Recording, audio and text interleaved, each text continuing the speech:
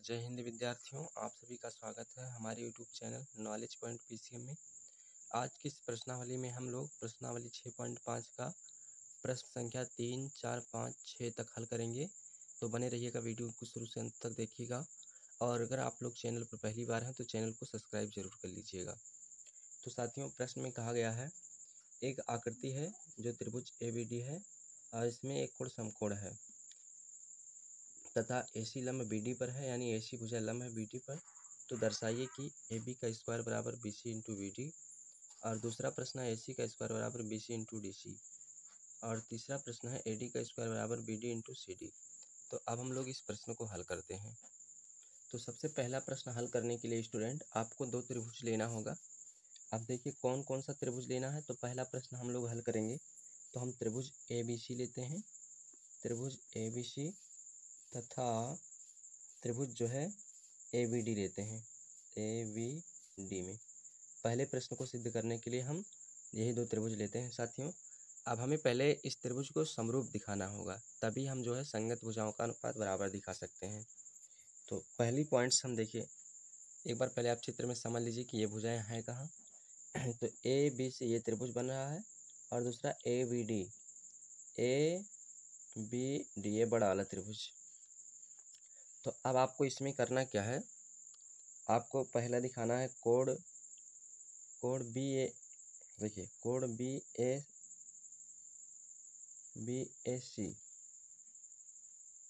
तो इस त्रिभुज का देखिए ये कोण बराबर होगा इस वाले त्रिभुज के, बड़े वाले त्रिभुज के इस कोण के।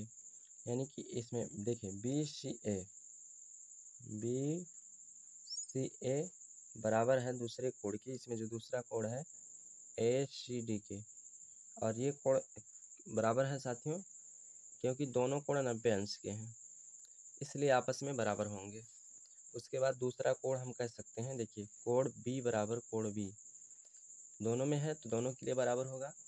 आपका ये कोण जो है साथियों, देखिए छोटे त्रिभुज ABC में भी आता है और बड़े त्रिभुज ABD में भी आता है और दोनों के लिए मान समान होगा। तो यहाँ पर लिख भी देते हैं, प्रत्येक कोण जो है 90 अंश उभयनिष्ठ है, उभयनिष्ठ यहाँ पर लिखेंगे। तो इसलिए ये भी आपस में बराबर है। तो अब हमें दो चीज़ें बराबर मिल गई, तो हम कह सकते हैं कि हमारा जो त्रिभुज ABC है स्टूडेंट, ABC जो है ये समरूप है साथियों त्रिभुज ABD के, ABD के। और क्यों समरूप है, तो इसकी कोण बराबर है। तो यहाँ पर रीजन भी आप लिख सकते हैं, कोण समरूपता से, एंगल समरूपता से, एंगल समरूपता से। तो इस आधार पे ये आपके बराबर हो जाएंगे। तो जो त्रिभुज समरूप होते हैं साथियों, तो समरूप त्रिभुज की भुजाएं समानुपातिक होती हैं। तो यानी यहाँ पर जो भुजाएं हैं ये हो जाएंगी AB बटे BC। यानी आप देख सकते हैं AB बटे BC। देखिए ये बड़े वाले त्रिभुज का आधार है और BC छोटे वाले त्रिभुज का आधार है। तो आधार आधार के बटे में हो जाएगा, यानी कि ये हो जाएगा साथियों AB बटे BC, AB बटे BC। इस प्रकार से हमने लिख दिया। अब उसके बाद इस तरफ BD बटे AB हो जाएगा। यहाँ पर BD हमारा कर्ण हो गया, BD बटे, और AB हमारा इस त्रिभुज का कर्ण हो गया, छोटे वाले त्रिभुज का। तो यहाँ से हम लिखेंगे BD बटे AB, BD बटे AB ये हो जाएगा। यहाँ पर आप देख सकते हैं BD बटे AB हमने किया है। यानी कि देखिए ये बड़े वाले त्रिभुज का कर्ण है और AB हमारे छोटे वाले त्रिभुज का कर्ण है। तो ये कर्ण का अनुपात भी बराबर हो गया। अब इसका हम तिरछा गुणा कर देते हैं। तो AB का गुणा AB में होगा, तो ये हो जाएगा साथियों AB का स्क्वायर बराबर में, और BC और CD का गुणा हो जाएगा, तो ये हो जाएगा BC into CD, BC into CD। तो हमें यही इस प्रश्न में सिद्ध करना था। आशा करते हैं कि आप सभी लोग इस प्रश्न का हल समझ गए होंगे। तो अब हम लोग दूसरा प्रश्न हल करेंगे। तो स्टूडेंट अब हम लोग ये दूसरा वाला प्रश्न हल करेंगे, और दूसरा वाला प्रश्न हल करेंगे तो इसके लिए दूसरा त्रिभुज लेना पड़ेगा। अब इसके लिए कौन कौन सा त्रिभुज लेना है तो आप लोग ध्यान दीजिएगा।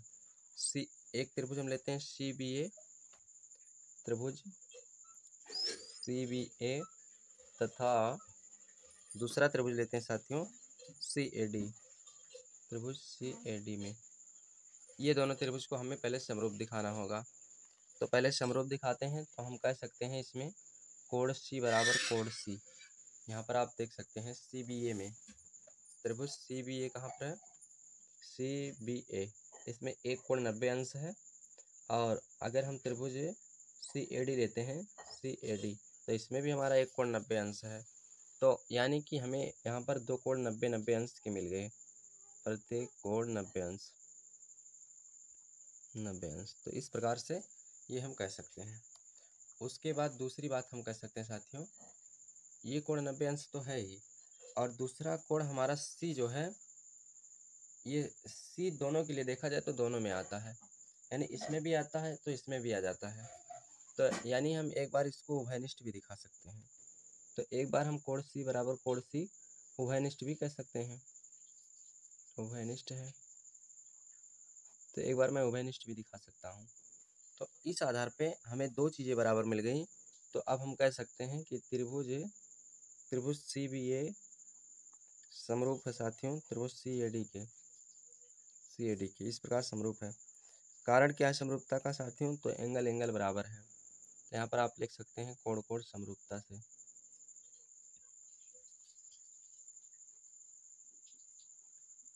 इस आधार पे हमने समरूप दिखा दिया। तो समरूप त्रिभुज की भुजाएं समानुपातिक होती हैं। तो यहाँ पर हो जाएगा, दो भुजाएं बराबर हो जाएंगी, AC बटे DC बराबर में साथियों BC बटे AC हो जाएगा। यानी अब हम चित्र में देखते हैं कि CBA में और CAD में AC बटे DC कैसे होगा। तो देखिए त्रिभुज CBA में साथियों, CBA में हमारा AC जो है, देखिए ये भुजा AC लंब है, और उसके बाद त्रिभुज CAD में जो है, CAD में इसमें DC भुजा ले लेते हैं। तो ये DC भुजा ये भी लंब हो जाता है इस त्रिभुज का, ये इस त्रिभुज का लंब हो जाता है, और ये भी इस त्रिभुज के लिए लंब है। तो इस वाले त्रिभुज के लिए ये लंब है, और इस वाले त्रिभुज के लिए CD लंब है। तो यानी लंब लंब का अनुपात बराबर है। उसके बाद BC बटे AC है। तो BC आपका देखिए ये भुजा हो जाता है इस वाले त्रिभुज के लिए BC और बटे AC। तो इस त्रिभुज के लिए ये भुजा AC हो जाता है। यानी ये भी एक प्रकार से लंब है, ये भी एक प्रकार से लंब है। आप लंब मान के चलिए तो लंब लिखेंगे, आधार मान के चलिए तो आधार लिखेंगे। तो यानी भुजाएं समानुपातिक है यहाँ पर। तो अब हम तिरछा गुणा कर देते हैं। तो AC का गुणा AC में होगा, तो ये हो जाएगा AC का स्क्वायर बराबर साथियों BC into CD, BC into DC या CD कह सकते हैं, BC इंटू DC। तो इस प्रकार ये प्रश्न सिद्ध हो जाता है। आशा करते हैं कि आप सभी लोग इस प्रश्न का हल भी समझ गए होंगे। तो इसी आधार पे अब हम लोग जो है तीसरा प्रश्न हल कर लेते हैं। तीसरा प्रश्न हमारा ये रहा। तो तीसरे प्रश्न को सिद्ध करने के लिए आपको स्टूडेंट जो है अलग त्रिभुज लेना पड़ेगा। अब हम लोग तीसरा प्रश्न को हल करेंगे। तो इसके लिए आपको दो त्रिभुज लेने होंगे। आप कौन कौन से लेने हैं ध्यान दीजिएगा। पहले आपको एक त्रिभुज DBA लेना है, त्रिभुज DBA, व दूसरा त्रिभुज आपको DAC लेना है, त्रिभुज DAC में इस प्रकार दूसरे त्रिभुज में लेना है। अब इसमें आपको पहला चीज़ समरूप दिखाना है। तो DBA पहले यहाँ पर हम देख सकते हैं कि ये त्रिभुज कहाँ है। तो देखिए त्रिभुज DBA ये बड़ा वाला त्रिभुज की बात हो रही है, और त्रिभुज DAC, तो DAC ये छोटे वाले त्रिभुज की बात हो रही है। तो इसमें हमारा एक कोण बराबर है, और कौन सा कोण बराबर है, कोण D बराबर कोण D, कोण D बराबर कोण D।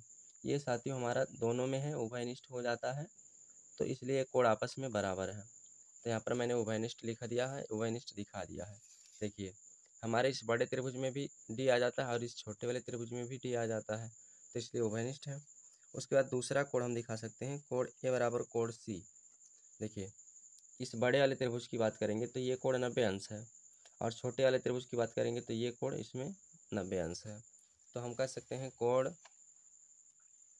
देखिए साथियों आपका कोण ये बराबर कोण C, कोण A बराबर कोण C। यहाँ पर प्रत्येक कोण 90 अंश है, प्रत्येक कोण 90 अंश है। इस प्रकार ये बराबर होंगे इस आधार पे। तो हमें दो चीज़ें बराबर मिल गई साथियों, तो हम कह सकते हैं कि त्रिभुज समरूप है। तो हम लास्ट में लिख देते हैं कि त्रिभुज DBA समरूप त्रिभुज है साथियों त्रिभुज DAC के। DAC की। इस प्रकार ये समरूप है तो मैंने समरूप लिख दिया। अब त्रिभुज समरूप है तो इसकी भुजाएं समानुपातिक होंगी, तो समानुपातिक होंगी तो हम कह सकते हैं AD बटे CD, AD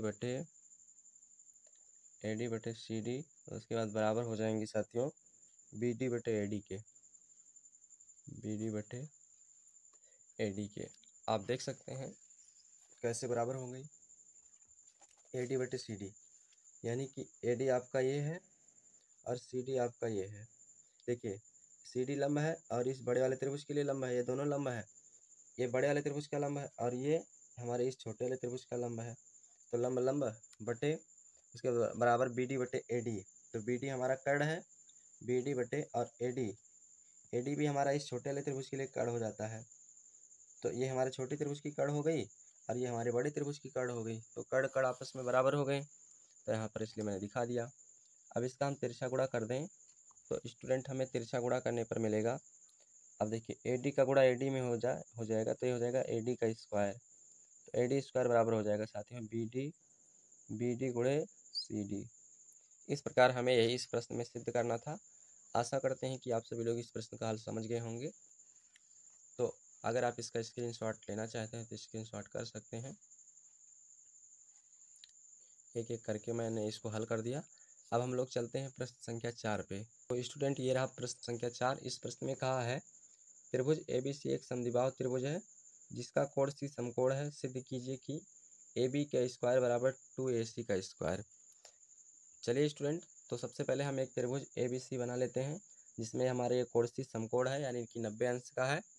अब हम लोग इस प्रश्न को सिद्ध करेंगे AB स्क्वायर बराबर 2AC स्क्वायर। तो सबसे पहले इस प्रश्न में जो चीज़ हमारी दिए गए हैं उसको हम लिख लेते हैं। यहाँ पर हम लोग हल करते हैं। तो हमारा सबसे पहले जो चीज़ दिया गया है वो मैं लिख लेता हूँ। तो प्रश्न में हमने इसने इतना जो है साथियों प्रश्न के आधार पर लिख लिया है कि दिया है त्रिभुज ABC एक समद्विबाहु त्रिभुज है जिसका कोण C समकोण है। इतना हमने जो है प्रश्न के आधार पर लिख लिया है। अब हम यहाँ पर कह सकते हैं साथियों त्रिभुज समद्विबाहु है तो इसकी दो भुजाएं आपस में बराबर होंगी, यानी कि अगर हम मान लें तो AC भुजा हमारी बराबर होगी BC भुजा के। यहाँ पर आप देख सकते हैं AC भुजा हमारा यहाँ पर है तो BC भुजा हमारा यहाँ पर है। तो ये दोनों भुजाएं आपस में बराबर होगी क्योंकि त्रिभुज समद्विबाहु है, तो दो भुजाएं बराबर होगी। तो अब हम इस त्रिभुज में लगा देते हैं साथियों पाइथागोरस प्रमेय। तो यहाँ पर लिख देते हैं त्रिभुज ABC में पाइथागोरस प्रमेय से। तो यहाँ पर त्रिभुज ABC में अब हम लोग पाइथागोरस प्रमेय लगा देते हैं। तो पाइथागोरस प्रमेय का सूत्र होता है स्टूडेंट कर्ण का स्क्वायर बराबर लंब का स्क्वायर धन आधार का स्क्वायर, आधार का स्क्वायर। अब इसमें मान को ला कर रखते हैं तो लंब कर्ण हमारा AB है, देख सकते हैं ये कर्ण हमारा है। तो AB का स्क्वायर बराबर में साथियों लंब हमारा जो है AC है तो AC का स्क्वायर हो जाएगा प्लस आधार हमारा BC है तो BC का स्क्वायर हो जाएगा। अब उसके बाद यहाँ पर देख सकते हैं आप, अगर मैं इसको समीकरण 1 मान लूँ तो समीकरण 1 से हमारा AC BC के बराबर है। तो मैं BC की जगह पे AC को रख सकता हूँ क्योंकि BC AC के बराबर है। तो यहाँ से हमारा हो जाएगा AB का स्क्वायर बराबर साथियों AC का स्क्वायर प्लस BC की जगह पे भी AC रख देंगे तो ये भी स्क्वायर हो जाएगा। तो अब हम क्या करेंगे इसको जोड़ लेंगे। तो AB का स्क्वायर बराबर AC स्क्वायर को जोड़ेंगे तो ये हमारा 2AC स्क्वायर हो जाएगा। इस प्रकार हमें यही चीज़ प्रश्न में सिद्ध करना था स्टूडेंट। देख सकते हैं यहाँ पर AB का स्क्वायर बराबर 2AC का स्क्वायर, हमें प्रश्न में यही सिद्ध करना था तो हमने यही चीज़ सिद्ध कर दिया। आशा करते हैं कि आप सभी लोग इस प्रश्न का हल समझ गए होंगे। अब लास्ट में आप लोग लिख सकते हैं यही सिद्ध करना था, यही सिद्ध करना था। अब हम लोग चलते हैं साथियों, अगर आप इसका स्क्रीनशॉट लेना चाहते हैं तो स्क्रीनशॉट कर सकते हैं। हम लोग चलते हैं प्रश्न संख्या 5 पे। स्टूडेंट ये रहा प्रश्न संख्या 5। इस प्रश्न में कहा गया है ABC एक समद्विबाहु त्रिभुज है जिसमें AC बराबर BC है। यदि AB स्क्वायर बराबर 2AC स्क्वायर हो तो सिद्ध कीजिए कि त्रिभुज ABC एक समकोण त्रिभुज है। यानी प्रश्न वही है साथियों, बस अब की बार हमें जो है चेंज करके दे दिया गया है। प्रश्न में अब की बार हमें समकोण साबित करना है। तो चलिए अब हम लोग इस प्रश्न को हल करते हैं। तो हमने सबसे पहले एक त्रिभुज ABC एक आकृति बना लेना है और इसमें अब हम क्या करना है प्रश्नानुसार हल करना है। तो प्रश्नानुसार अब हम लोग हल करेंगे। तो हम कह सकते हैं कि त्रिभुज ABC जो है हमारा एक समद्विबाहु त्रिभुज है, समद्विबाहु त्रिभुज है। इस प्रकार हमने लिख लिया। और जिसमें जो है हमारी भुजा, जिसमें जो है साथियों हमारी AC भुजा जो है ये BC भुजा के बराबर है, तो मैंने इसको भी लिख लिया। अब हमें दिया गया है, क्या चीज़ दिया गया है साथियों? दिया गया है, क्या दिया गया है? AB स्क्वायर बराबर 2AC स्क्वायर। तो यहाँ पर लिख लेते हैं AB का स्क्वायर बराबर 2AC का स्क्वायर। इस प्रकार हमने लिख लिया। अब उसके बाद हम क्या कर सकते हैं? AB का स्क्वायर बराबर साथियों 2AC के स्क्वायर को हम लिख सकते हैं AC का स्क्वायर प्लस AC का स्क्वायर, यानी इसको जोड़ करके लिखा गया, मैं अलग अलग लिख सकता हूँ। अब उसके बाद हम क्या कर सकते हैं? AB बराबर साथियों ये देखिए, एक AC स्क्वायर की जगह पे हम BC स्क्वायर भी लिख सकते हैं, क्योंकि AC भुजा BC के बराबर है। तो यहाँ पर मैं लिख सकता हूँ AC का स्क्वायर प्लस एक AC की जगह पे BC का स्क्वायर लिख देते हैं, तो BC का स्क्वायर कर दिया मैंने। अब यहाँ पर देखिए, तो ये हमारा सिद्ध होके आ गया कर्ण स्क्वायर बराबर, मान लिया जाए AB हमारा कर्ण है, त्रिभुज में AB हमारा ये कर्ण हो जाएगा और AC हमारा ये लंब हो जाएगा, उसके बाद BC हमारा आधार हो जाएगा। तो यहाँ पर हमारा जो है कर्ण का स्क्वायर बराबर निकल कर आया है लंब का स्क्वायर धन आधार का स्क्वायर, धन आधार का स्क्वायर, ये हमारा निकल कर आया है। तो यानी कि जब दो भुजाओं का वर्गों का योग तीसरी भुजा के वर्ग के बराबर है, तो ये हमारा साबित हो जाता है कि हमारा जो त्रिभुज ABC है वो एक समकोण त्रिभुज है, समकोण त्रिभुज है। आशा करते हैं कि आप सभी लोग हमारी प्रश्न का हल समझ गए होंगे।